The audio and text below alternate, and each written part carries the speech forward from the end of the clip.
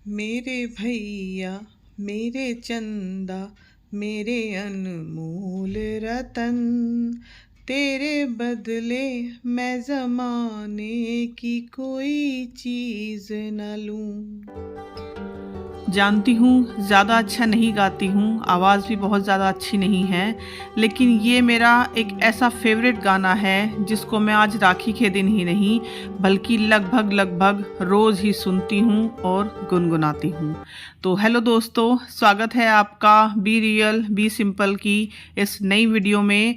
और इस वीडियो की शुरुआत मैंने की थी 30 अगस्त को मंदिर की सफाई के साथ। दरअसल मुझे लग रहा था कि 30 अगस्त को ही रक्षाबंधन है, तो इस बार थोड़ी सी कन्फ्यूज़न थी, इसलिए मैंने एक दिन पहले ही मंदिर की सफाई कर ली थी। जैसे आप लोगों को सबको पता है कि किसी भी त्यौहार की शुरुआत मैं मंदिर की सफाई से ही शुरू करती हूँ। बर्तन भी अच्छे से मैंने पीताम्बरी से साफ़ कर दिए थे, देख ही रहे हैं आप। तीज पे मैंने जब मंदिर की सफाई की थी तो मैंने यहाँ पे चुनरी भी हरी रखी थी और नीचे जो कागज़ बिछाया था वो भी हरा रखा था, लेकिन इस बार मैंने दोबारा से वही लाल कलर का बिछा दिया और मालाएं भी अच्छे से साफ़ करके मैंने ये धो के लगा दी हैं दोबारा से। चुनरी भी रेड कलर की लगाई है। तो आप लोग बताइएगा कैसा लगा मंदिर, साफ़ सुथरा हो गया है बिल्कुल। और हर त्योहार पे मैं जब मंदिर की सफाई कर लेती हूँ और सफाई करने के बाद जब मैं पूजा करती हूँ तो बड़ा सुकून मिलता है मुझे। तो इस बार थोड़ी सी कन्फ्यूज़न थी 30 और 31 अगस्त में। मेरे मायके में हालांकि 30 अगस्त को शाम को मतलब रात को 9 बजे के बाद उन्होंने रक्षाबंधन मना ली थी, लेकिन मेरी नंदों से मैंने पता किया था तो उन्होंने बोला था कि वो 31 तारीख को करेंगी, तो इसलिए मैं भी 31 को ही रक्षाबंधन करूँगी। हालांकि इस बार मैं अपने मायके नहीं जा पाई, लेकिन कोई बात नहीं, मैं अगले साल चली जाऊँगी। सुबह का सारा काम ख़त्म करने के बाद मैं गई थी पूजा में। हमारे जस्ट सामने ही एक घर है, वहाँ पे पूर्णमासी की पूजा हो रही थी, क्योंकि 30 अगस्त को पूर्णिमा थी तो उन लोगों ने व्रत किया था और उसी की वो पूजा करा रहे थे। तो मुश्किल से बस मैं 10-15 मिनट ही वहाँ पे जा पाई, क्योंकि काम बहुत ज़्यादा था। मुझे साफ़ सफाई भी करनी थी। मतलब मैं सोच रही थी कि अगले दिन जब मेरी नंदें आएंगी तो बस मैं उनके सामने वो सारा काम ना फैला के बैठूं और उनके साथ ही अपना टाइम बिता सकूं। तो इस तरह से हमारी पूजा हो गई थी यहाँ पे और उसके बाद फिर मैं आ गई थी वापस घर, क्योंकि वानी के आने का टाइम हो गया था स्कूल से। तो वापस आके मैंने बस एक ये काम किया, जैसे मैंने बताया था ना तीज पे ये नेल पेंट लगाई थी, तो अब ये उतरने लगी थी, आधी अधूरी हो गई थी, इसलिए मैंने अच्छे से उसको उतार दिया खूब। और बस इस तरह से ये सिंपल नेल्स मुझे पसंद आते हैं कि या तो पूरी तरह से नेल पेंट लगी हो या फिर पूरी तरह से उतरी हुई हो। वो आधी अधूरी जो होती है वो मुझे पसंद नहीं आती। और बहुत ज़्यादा बड़े नेल्स मैं नहीं रखती हूँ, सीधे हाथ के तो बिल्कुल ही मामूली से हैं, क्योंकि काम करना होता है और फिर मुझे अच्छा नहीं लगता उसमें गंदगी फंसती है। तो मैंने चूड़ियाँ बदल ली हैं, लेकिन एक ही हाथ में पहनी है। इस हाथ में देखिए, जैसे आपको शायद दिखाई भी दे रहा हो, बारीक बारीक दाने आ जाते हैं। तो जब मैंने तीज पे चूड़ियाँ पहनी थी ना, हालांकि 1-2 घंटे के लिए ही पहनी थी, तब भी वो दाने काफ़ी मेरे उभर गए थे। अब यहाँ पे मैंने सीधे शाम को शूट किया है। मुझे एक्चुअली ऊपर के कमरे की बेडशीट वगैरह चेंज करनी थी, कपड़े धोने थे। जैसे मैंने कहा कि उनके आने से एक दिन पहले ही मैं अपने मेजर काम निपटा रही हूँ, ताकि उस दिन मैं फ्री रहूँ बिल्कुल।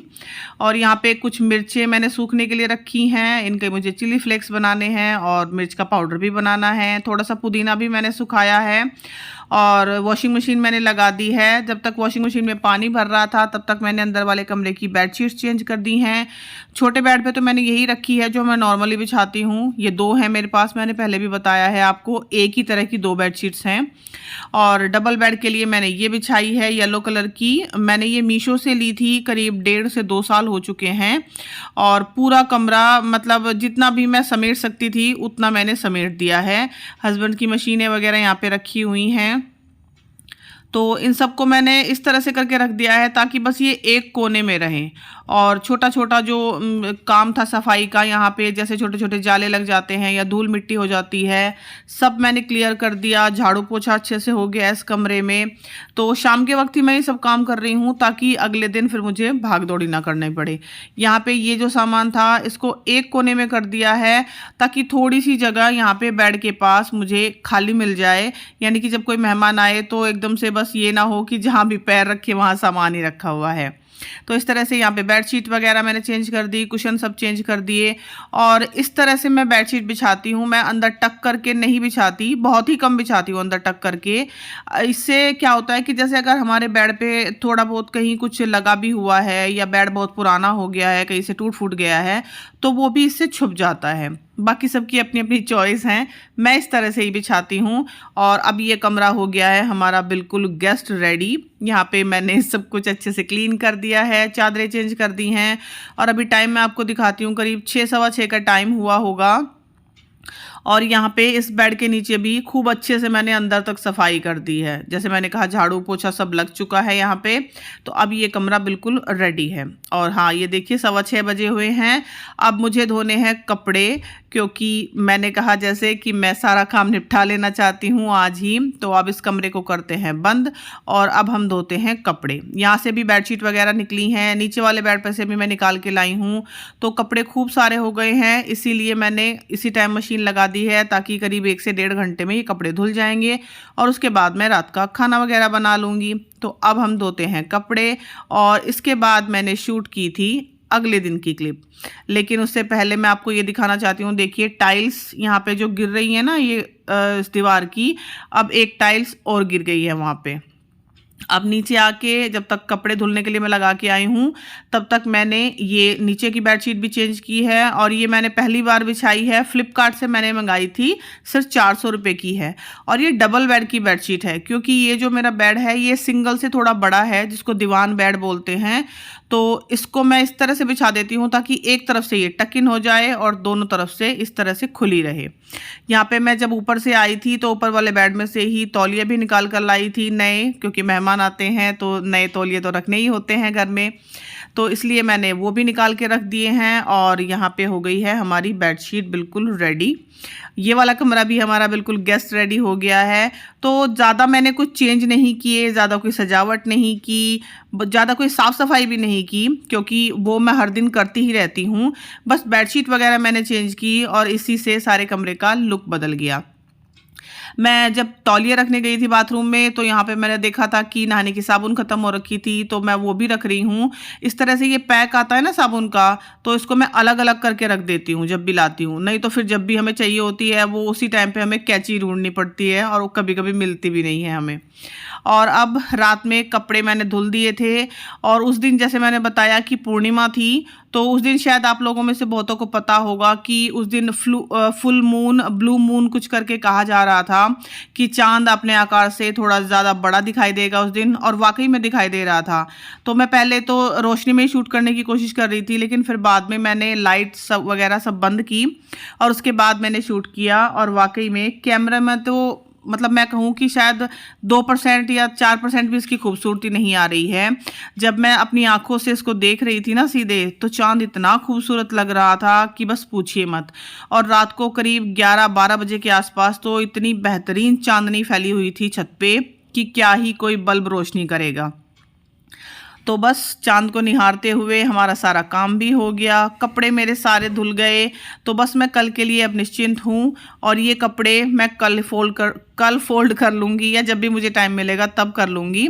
लेकिन बस ये धुलने थे, तो वो ज़रूरी काम था एक, वो मेरा निपट गया है। तो चांद को तकते हुए हमारे सारे काम भी हो गए। और अब मैं शूट करूँगी अगले दिन की क्लिप।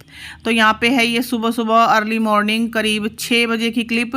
मैं 5:30 बजे के आसपास उठ गई थी। अपना पानी वगैरह पी के, मुँह हाथ धो के, मैंने पूरे घर में अच्छे से झाड़ू लगाई। और उसके बाद ये बाहर का जो एंट्रेंस है, इसको मैं धो रही हूँ। ये काम मैं डेली ही करती हूँ, लेकिन लगभग कभी कभी ही अपनी वीडियो में मैं डालती हूँ, ज़्यादा नहीं डालती हूँ, क्योंकि ये डेली के ही काम हैं। तो इसलिए रोज़ रोज़ दिखा के मैं बोर नहीं करना चाहती आप लोगों को। तो एंट्रेंस अच्छे से क्लीन हो गया, पानी से धुल दिया है मैंने अच्छे से। तो अगर आप घर के अंदर चाहे कितनी भी साफ़ सफाई करें, लेकिन अगर बाहर जो गेट है आपका, एंट्रेंस है, अगर वहीं पे गंदगी है तो फिर अच्छा नहीं लगता। साथ ही ये गेट की जो रेलिंग्स हैं, ये भी मैंने अच्छे से क्लीन कर दी। हालांकि मैंने शाम को ही ये क्लीन की थी, जब मैं शाम को क्लीनिंग कर रही थी ना, तब मैंने की थी क्लीन। और अब देखिए रात रात में ही इतनी धूल इस पे बैठ गई है कि ये कपड़ा पूरी तरह से गंदा हो गया। तो अब आप ही सोचिए कि अगर मैं एक भी दिन इसकी सफाई छोड़ दूं तो ये कितना गंदा हो जाएगा। तो इसलिए अब पूरी तरह से यहाँ की सफाई हो चुकी है। और उसके बाद बारी आई थी जी पूरे घर में पोछा लगाने की। तो खूब रगड़ रगड़ के मैंने अच्छे से पोछा लगाया। और पोछा मैं हमेशा इसी तरह से वाइपर पे लगाती हूँ, मतलब वाइपर पे पोछे को लपेट के तब लगाती हूँ, क्योंकि नीचे बैठ के पोछा लगाने में मुझे थोड़ी सी दिक्कत होती है। ये जो टेबल कवर वगैरह हैं या कुर्सी के जो थोड़े बहुत जो कवर हैं मेरे पास, इनको भी मैंने रात ही धो दिया था। तो अभी इनको लाके मैंने लगा दिया है। और यहाँ पे आप ये बुक्स देख रहे होंगे बहुत सारी, क्योंकि वानी का बैग भी मैंने धुल दिया है। आज उसकी छुट्टी है, तो रात में से जैसे मैंने धुल दिया है तो आज की छुट्टी में वो पूरी तरह से सूख जाएगा। पूरा घर क्लीन हो चुका है और अभी करीब 7 बजे होंगे, या शायद 7 भी नहीं बजे हैं, हाँ 6:45 का टाइम हुआ है।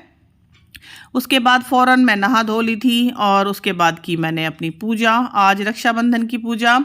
और अब जल देने चलते हैं ऊपर सूर्य भगवान को। तो अभी मैंने सिर्फ कंफर्टेबल से कपड़े पहने हैं, बाद में मैं कपड़े चेंज करूंगी, क्योंकि अभी मुझे खाना बनाना है और थोड़ी तैयारी करनी है रसोई में। तो वो भाई मुझे कंफर्टेबल कपड़ों में ही ज़्यादा जचता है, इसलिए अब जल देने के बाद ये दिखा रही हूँ मैं आपको ऊपर का हाल। जो कपड़े रात धुले थे इसमें से बहुत से कपड़े सूख चुके हैं हालांकि, लेकिन अभी मैं इनको और भी धूप लगने दूंगी, क्योंकि धूप अभी आई ही नहीं है। जैसे मैंने दिखाया अभी करीब 7:15 के आसपास का टाइम है और पूरे तार जो थे वो भर गए थे कपड़ों से, इसलिए बैग को टांगने की जगह ही नहीं मिली थी मुझे। तो रात में मैंने इसी तरह चारपाई पे रख दिया था, लेकिन एक बार फिर दोबारा से मैं चक्कर लगाऊंगी ऊपर का, तब देखती हूँ कुछ कपड़े जब सूख जाएंगे तो उनको उतार के ले जाऊंगी। बैग को मैं फिर तार पे टांग दूंगी और वॉशिंग मशीन भी मुझे अंदर करनी है। लेकिन अभी चलते हैं नीचे, क्योंकि एक चक्कर तो मुझे दोबारा लगाना ही पड़ेगा 9-10 बजे के आसपास ऊपर छत का। और अभी देखिए टाइम हो गया है 7:30, 7:30 बजने में भी 5 मिनट बाकी हैं। मैंने आलू निकाले हैं फ्रिज से, रात में उबाल के रखे थे। दूध निकाला है क्योंकि मुझे मीठी सेवइयाँ बनानी हैं और मिठाई भी बनानी है। तो आलू मैंने एक रात पहले ही उबाल के रख दिए थे। आलू मटर टमाटर की सब्ज़ी बनाने वाली हूँ मैं। यहाँ पे मैं सबसे पहले थोड़ा सा मावा बना रही हूँ, खोआ, और ये मैं मिल्क पाउडर से बना रही हूँ। पहले भी शायद मैंने शेयर किया है आप लोगों के साथ। थोड़ा सा 1 चम्मच घी डाला है मैंने और उसमें करीब आधा ग्लास दूध। और यहाँ पे ये मिल्क पाउडर है मेरे पास, 200 ग्राम का ये पाउच है पूरा। इस पूरे से ही मैं खोया बनाऊंगी और उसके बाद इससे हम पेड़े बनाएंगे। तो इसको हम बस धीरे धीरे चलाइए। जैसे मैंने बताया थोड़ा सा घी डाला, थोड़ा सा दूध और उसमें हमने मिल्क पाउडर डाल दिया। ये मुश्किल से 10 से 12 मिनट में गाढ़ा होने लगेगा और आपका होममेड मावा तैयार हो जाएगा। बस लगातार इसको चलाते रहिए, अगर आप छोड़ेंगे तो ये तली में लग जाएगा। तो मैंने भी लगातार चलाते हुए इसको तैयार कर लिया। और यहाँ पे मैं दिखा रही हूँ आपको जो रिंग वानी ने मेरे लिए मदर्स डे पे बनाई थी, उसने अभी मेरे को ला के दी है और बोल रही थी कि मम्मी आप इसको पहनते ही नहीं हो कभी। तो अब बस मैंने उसको पहन लिया है और उसको पहन के ही मैं काम कर रही हूँ। मैं इसलिए कम पहनती हूँ उसको क्योंकि वो कागज़ की बनी हुई है, तो मुझे डर लगता है कि कहीं वो ख़राब ना हो जाए। लेकिन वानी का मन रखने के लिए मैंने उसको पहन लिया। तो मावा मैंने दूसरे वाले बर्तन में पलट दिया है, तब तक वो ठंडा हो जाएगा। यहाँ पे मैं थोड़े से जवे बना रही हूँ, मीठे जवे, सेवई। बिल्कुल 1 चम्मच घी के साथ मैंने इनको बस 1 से 2 मिनट के लिए भूना है। ये ऑलरेडी भुनी हुई हैं, बाज़ार से इसी तरह से आती हैं। और उसके बाद मैंने करीब आधा गिलास के करीब इसमें पानी डाला है। आप चाहो तो डायरेक्ट दूध भी डाल सकते हो, लेकिन मैं पहले थोड़े से पानी में उसको पका लेती हूँ। जब पानी एब्जॉर्ब हो जाता है उसके बाद इसमें मैंने दूध छोड़ दिया। ये धीरे धीरे गाढ़ी होती रहेंगी, धीमी आंच पे करके मैंने इनको रख दिया है। तब तक वो गाढ़ी हो रही हैं, तब तक मैंने आलू छील के उनको फोड़ के और उनके अंदर पानी मिला के रख दिया है, ताकि इनका रसा बहुत ही अच्छा बन जाए। पहली वीडियो में भी मैंने शेयर किया था आप लोगों के साथ ये वाली बात कि जब भी आलू टमाटर की सब्ज़ी बनाओ ना, तो आलू को मतलब आप मैश करके उसके अंदर पानी डाल के रख दो। सेवई हमारी बन गई हैं। अब मैं सब्ज़ी बना रही हूँ। तेल चढ़ाया है मैंने, ज़ीरा, 2 साबुत हरी मिर्च डाली हैं और थोड़ी सी कसूरी मेथी। यहाँ पे करीब 3 से 4 टमाटर और 2 हरी मिर्चें वो मैंने चॉपर में चॉप करके डाल दी हैं। थोड़ी सी मटर मेरे पास रखी थी फ्रोज़न, ये मैंने डाली हैं। और बेसिक मसाले, हल्दी, सौंफ धनिए का पाउडर, नमक, थोड़ा सा हींग, बस यही मैंने डाले हैं। लाल मिर्च मैंने नहीं डाली क्योंकि हरी डाल दी हैं पहले ही मैंने। टमाटर के साथ कट करके। यहाँ पे मैंने 1 चम्मच के करीब मलाई डाली है, सिंपल दूध की मलाई है जो हर घर में होती ही है। इस मलाई को डालने से ना इस मसाले का स्वाद बहुत ही बेहतरीन हो जाएगा। और यहाँ पे मैंने वो आलू डाल दिए हैं जो मैंने पानी डाल के रखे हुए थे। अब इसमें बस 1 से 2 सीटी लगेंगी और हमारी आलू टमाटर मटर की बहुत ही बेहतरीन सी सब्ज़ी तैयार हो जाएगी। तो तब तक हस्बैंड भी आ गए थे, वो पिछले 1 हफ्ते से बाहर थे, उन्होंने नहा धो लिया है। और तब तक मैंने भगवान जी को सेवई का भोग लगा दिया और ये मिठाई जो हस्बैंड लेके आए थे ये भी मैंने भगवान जी को भोग लगा दी। उसके बाद यहाँ पे बन रहे हैं आलू टमाटर की सब्ज़ी और यहाँ पे चाय। और ये थोड़े से चावल बचे हुए थे 1 रात पहले के, इनको मैंने फ्राई कर दिया है हल्दी नमक और ज़ीरे के साथ, देसी घी के साथ। करीब 8:30 बजे हुए हैं और अब मैं दे देती हूँ हस्बैंड को नाश्ता। उनको बस यही खाना था, ज़्यादा हैवी कुछ खाना नहीं था। और ये मावा मैंने फ्रिज में रख दिया था, तब तक हमने नाश्ता किया तब तक ये अच्छे से ठंडा हो गया था, मतलब थोड़ा कड़ा हो गया था। उसके बाद मैंने इसमें मिलाया है बूरा, पिसी हुई शक्कर आप जिसको बोल सकते हैं। और उसके बाद एक बार फिर से मैंने इसको फ्रिज में रखा था क्योंकि गर्मी इतनी ज़्यादा है कि थोड़ी देर भी आप चीज़ों को बाहर रखो तो वो पिघलने लगती हैं। अब मैं इसके छोटे छोटे से लड्डू बना रही हूँ। अगर आपको लगे कि ये हाथों पे चिपक रहे हैं तो आप थोड़ा सा घी लगा लीजिए अपने हाथों पे। तो कुछ मैं लड्डू बना रही हूँ और कुछ मैं पेड़े बना रही हूँ। तो लड्डू तो थोड़े से ही बनाऊँगी, पेड़े ज़्यादा बनाऊँगी क्योंकि पेड़े तो सब खा लेंगे लेकिन लड्डू पे मैं थोड़ा सा एक्सपेरिमेंट करने वाली हूँ, तो इसलिए उनको थोड़े बना रही हूँ। देखती हूँ कोई खाएगा या नहीं। तो पेड़े सारे तैयार हो गए हैं। इन पे मैंने इस तरह से बादाम को आधा कट करके वो लगा दिया है। और यहाँ पे ये जो लड्डू मैंने बनाए थे, आप देख रहे हो सिर्फ 5 ही लड्डू मैंने बनाए हैं। इनको मैंने नारियल के बुरादे में, जो डेसिकेटेड कोकोनट होता है, उसमें इस तरह से लपेटा है। और मेरे घर में नारियल का बुरादा बहुत ही कम पसंद करते हैं, तो इसीलिए मैं बोल रही थी कि इनको मैं कम बना रही हूँ एक्सपेरिमेंट के तौर पर। अगर बन जाएंगे, कोई खा लेगा तो बहुत अच्छी बात है, नहीं तो फिर मैंने पेड़े ही बना दिए सारे।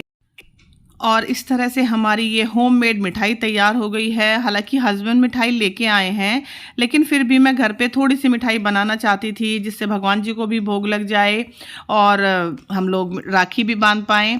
तो भगवान जी को तो मैंने फिर इसका भोग शाम को लगाया था क्योंकि अभी तो मैंने सेवई का और जो मिठाई हस्बैंड लेके आए थे उनका भोग लगा दिया।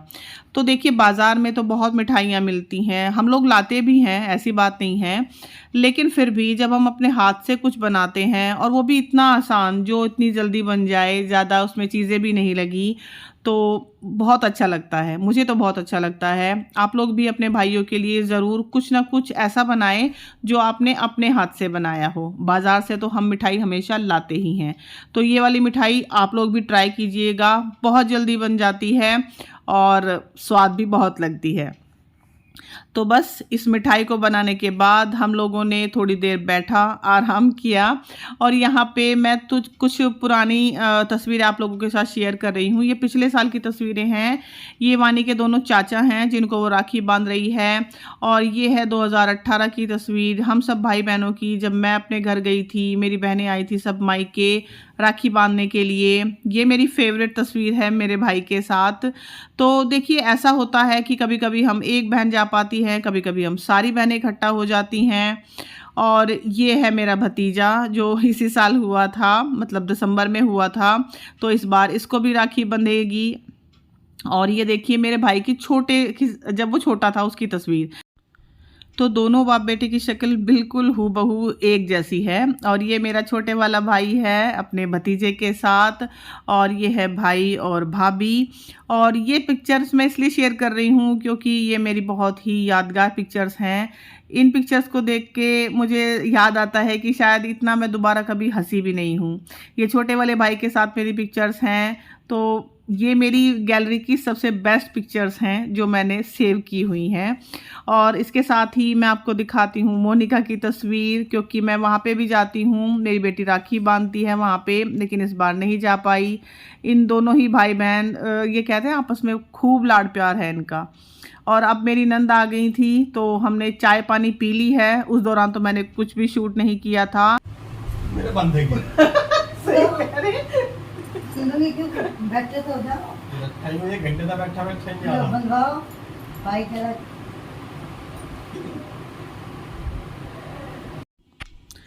तो यहाँ पे खूब सारे हंसी मजाक के साथ मेरी नंद ने राखी बांधी हम सभी को।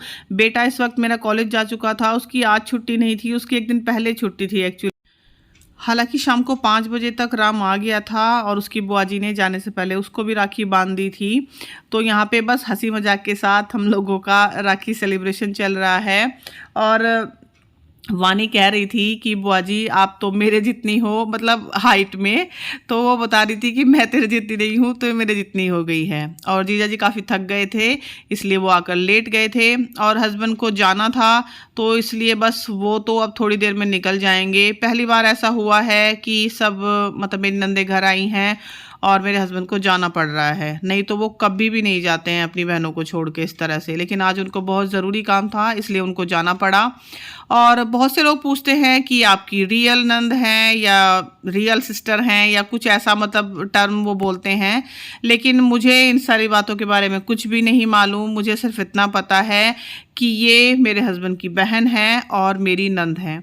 जब से मेरी शादी हुई है मैं नंद के तौर पर इन्हीं को जानती हूँ। सुनीता नाम है इनका, और जितनी मेहनती ये हैं, जितने अच्छे स्वभाव की ये हैं, मैंने दुनिया में दूसरा तो कोई देखा नहीं भाई आज तक। ऐसा नहीं कि मेरी नंद है मैं इसलिए तारीफ़ कर रही हूँ, वाकई में इनसे बहुत सी चीज़ें ऐसी हैं कि जो मुझे सीखनी चाहिए, मैंने सीखी भी हैं और बहुत से लोगों को सीखनी चाहिए।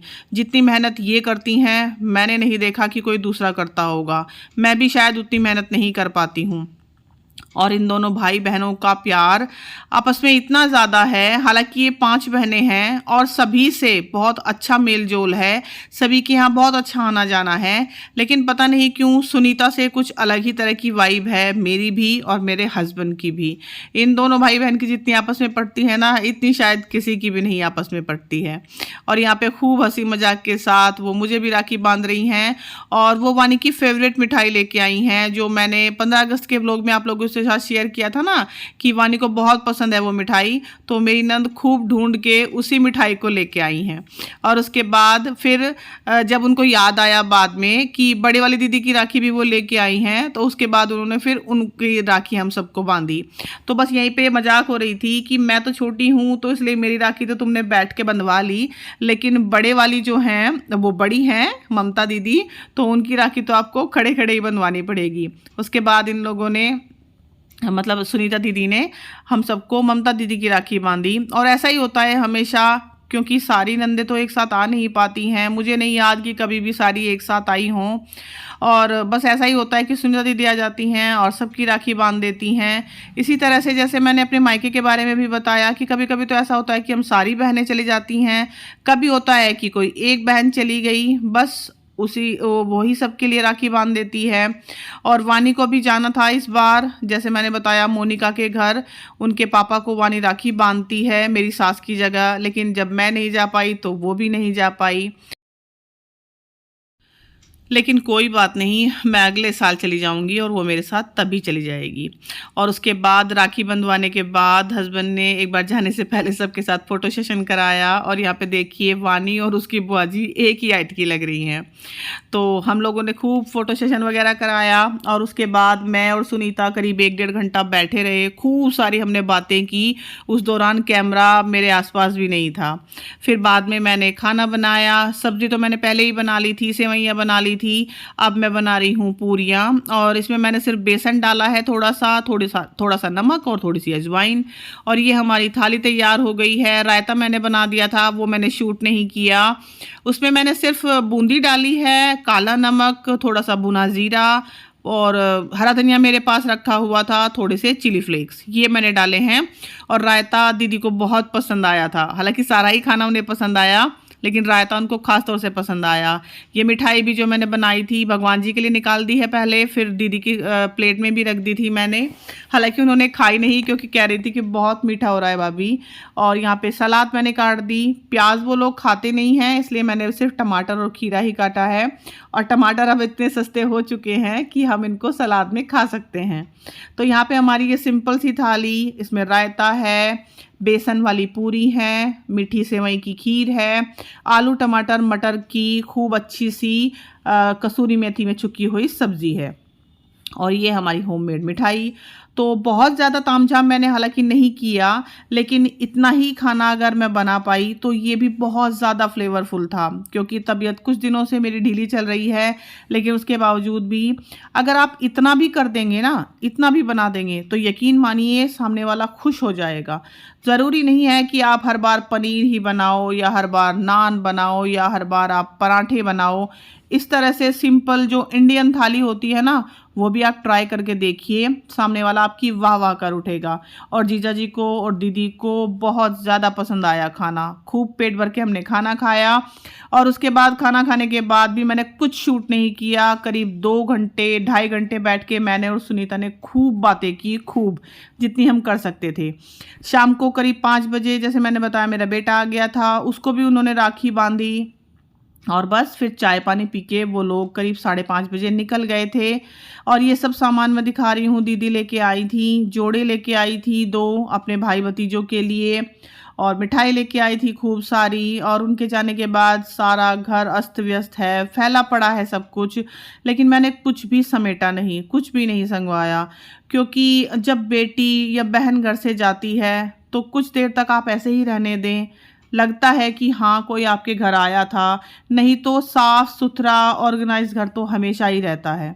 तो अभी आप देखिए, हस्बैंड जब सुबह आए थे ना अपने 1 हफ्ते के टूर से, ये बैग भी उनका ऐसे ही रखा हुआ है, मैंने कुछ नहीं छेड़ा। ये जलेबियाँ वो लेके आए थे, मतलब मैंने कुछ भी चीज़ इधर से उधर नहीं की और ना ही इस दौरान मैंने कुछ काम किया था। सिर्फ और सिर्फ सुनीता के साथ बैठ के खूब सारी बातें की थी। जीजा जी तो थके हुए थे इसलिए वो सो गए थे, लेकिन मैंने सिर्फ और सिर्फ बातें ही की। और उस दौरान मैंने जैसे बताया कि कुछ भी शूट मैंने नहीं किया। जो कपड़े मैंने बताए थे कि 1 रात पहले मैंने धोए थे, वो मैं उतार के लाई हूँ बस उनके जाने के बाद। और जो भी काम था बाकी सब मैंने बाद में ही किया। अभी करीब 6 बजे की क्लिप है, वो लोग 5:30 बजे निकले थे, आधे घंटे तक तो मैंने कुछ भी नहीं किया। ये कपड़े मैं उतार के लाई हूँ, ये मुझे फोल्ड करने हैं। और रसोई मैंने समेटी, बर्तन सब साफ़ किए, क्योंकि दीदी कह रही थी उसी टाइम पे कि भाभी रसोई फैल गई है, बर्तन लाओ मैं साफ़ कर दूँ।